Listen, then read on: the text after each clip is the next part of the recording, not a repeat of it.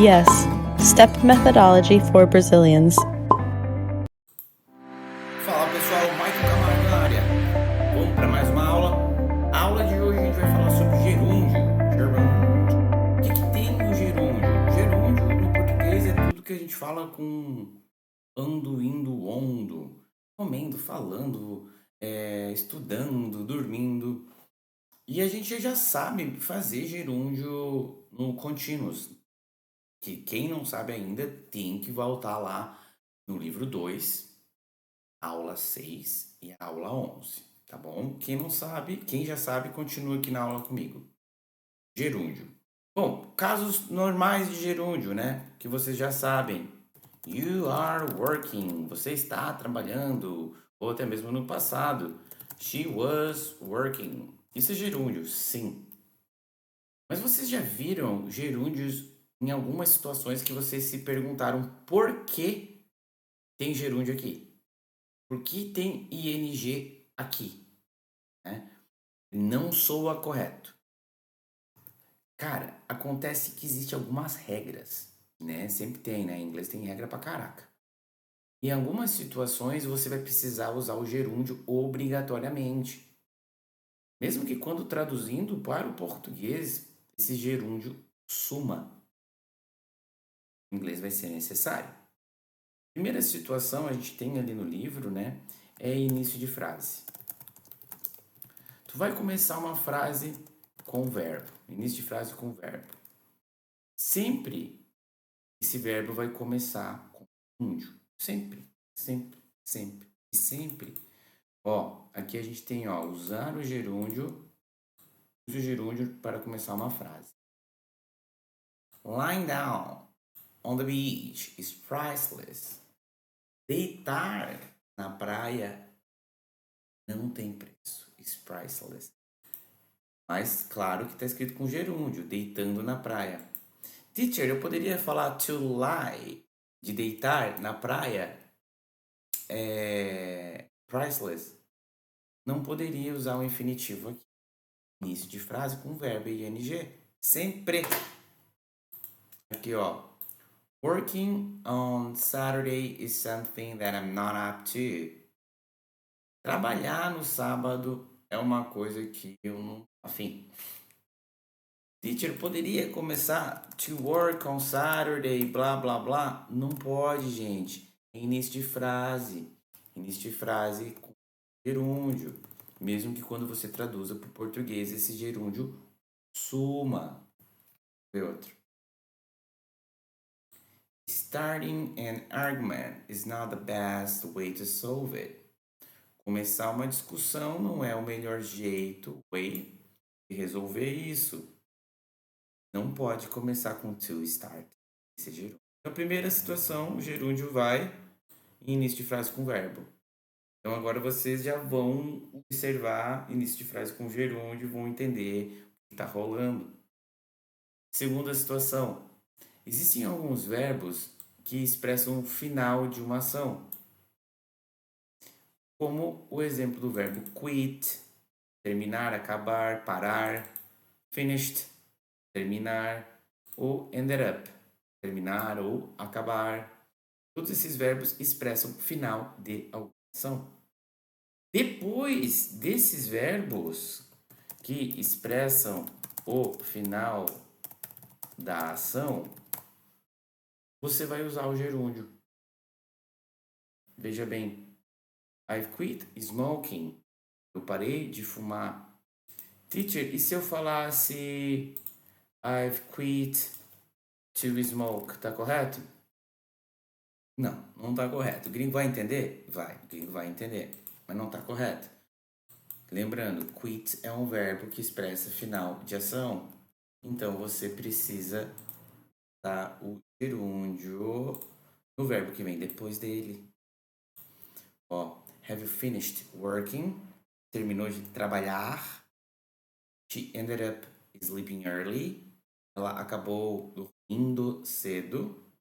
Aqui nessa situação, até o dormindo cedo, no gerúndio, no português, na tradução, tá tudo ok. Mas ended up é um verbo que expressa término de ação, pois ele E a situação também bem comum agora é a próxima, galera. Você vai usar o gerúndio quando tiver um verbo depois de preposição. O que é uma preposição? A gente já aprendeu. In, at, on, to, for, behind, between, above, e assim vai. Olha aqui os exemplos do book, meus amigos. She's talking about loving and to be loved. Ela está conversando sobre amar e ser amada. About é preposição, logo, loving vem escrito NG. Teacher. E se eu falasse, she's talking about to love and to be loved. Tá correto? Não tá, gente. About é preposição. Depois de preposição, tu vai usar o gerúndio obrigatoriamente. Olha o próximo aqui, preposição vai ser o in nessa frase. Depois o verbo vem com gerúndio, ó. There is no point in staying here. Não tem por que ficar aqui. After é preposição, então o verbo aqui vem com gerúndio também, ó. After walking 5 miles, I am exhausted. Depois de andar 5 milhas, eu estou exausto. Beleza, entendi. Depois de preposição, vem verbo.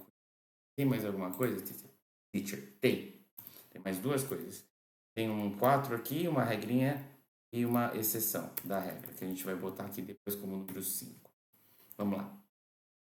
Bom, existem alguns verbos, uma lista imensa, inclusive, de verbos que depois deles eu sou obrigado a escrever o próximo verbo com ing.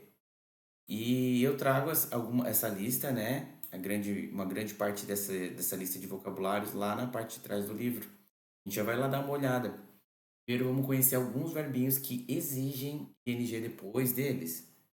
O verbo deny, mention e recommends. Independente se ele está no presente, passado, futuro.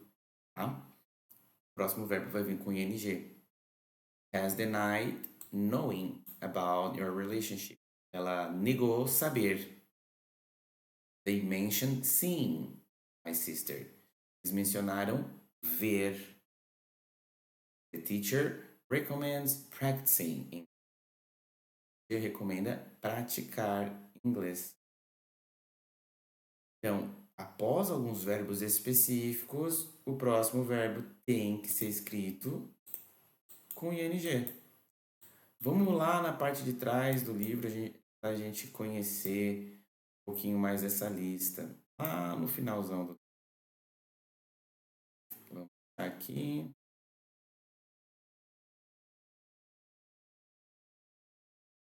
Vamos, acho que é em cima. Tá? Se acompanhar a página, vai ser 96. Olha só, pessoal. Lista de verbos seguidos de ing, do gerúndio. Depois do verbo admitir, admitted, cheating. Depois do verbo advise, advised, drinking. After é preposição, against é preposição. Então já cai nessa regra aqui, 3, né? Então na 4, que é depois de alguns verbos específicos, né? Allow, permitir, ó. Allow smoking, anticipated, arriving, appreciated, helping, avoided, looking, began ou begin, né? Passado, learning. Então a lista vai, ó. Lista vai. Bastante verbos. E tia, como é que eu faço para saber? Só decorando quais são os verbos? A verdade é essa, que apenas decorando tu vai saber quais são os verbos. Contudo, quanto mais você consumir conteúdos em inglês, mais apto você vai estar para reconhecer quais são os verbos. Por exemplo, tem coisa que eu sei de tanto ouvir. Por exemplo, o verbo appreciate helping, appreciate studying.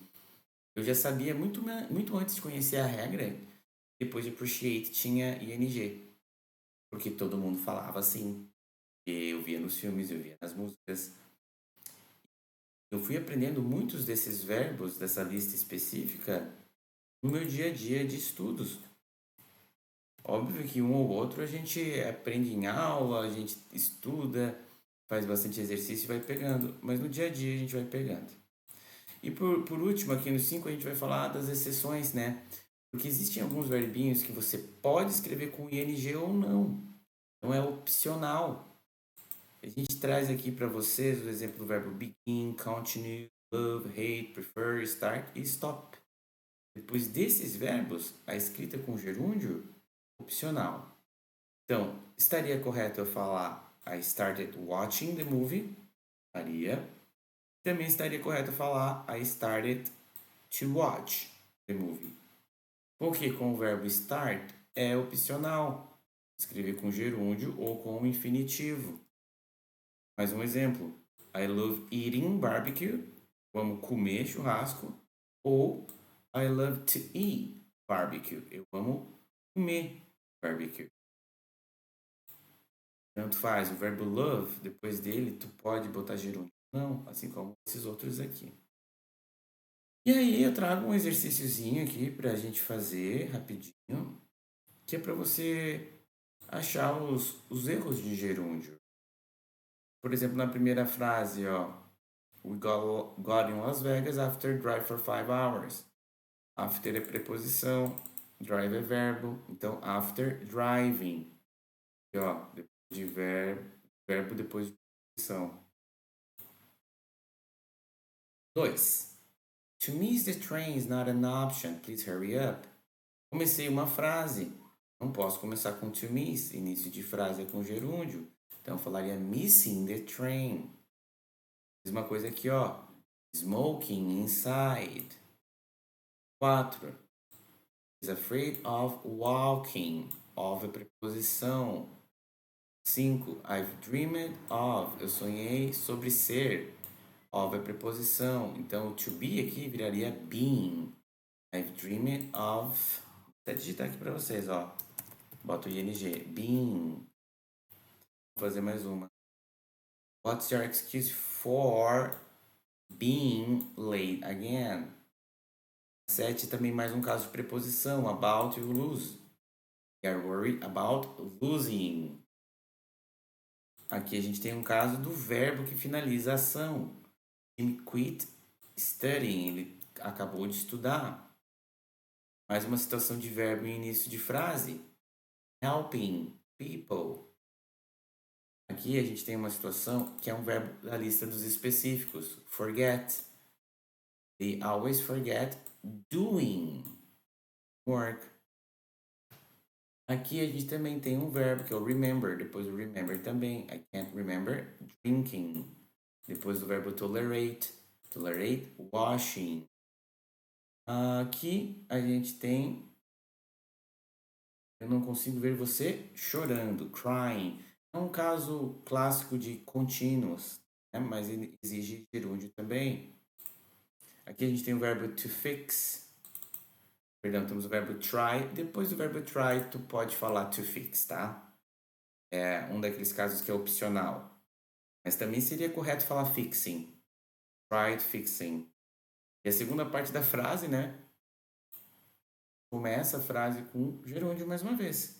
Fixing electronics. Aqui é a mesma situação do tried ali de cima. Posso falar tried to turn. Correto, é opcional. Ou tried turning. Turning. Então existe essa opção. Pessoal, acompanha aqui, tem um texto muito legal da Primeira Guerra. Pega esse vocabulário, estuda, faz aqui as interpretações, dá mais uma olhada nesse vocab. Agenda uma aula experimental para fazer conversação com o teacher. Experimental não, agenda uma aula para fazer uma aula de conversação com o seu teacher sobre war. E agora que a gente está chegando ao final da aula da guerra, eu queria recomendar que vocês fossem lá para o nosso app e fizessem todos os jogos do Carreira a respeito do gerúndio. Aproveita que tem lá de mão beijada e não perde a próxima aula. Foi um prazer estar aqui com vocês. Vejo vocês no próximo vídeo. Bye, bye!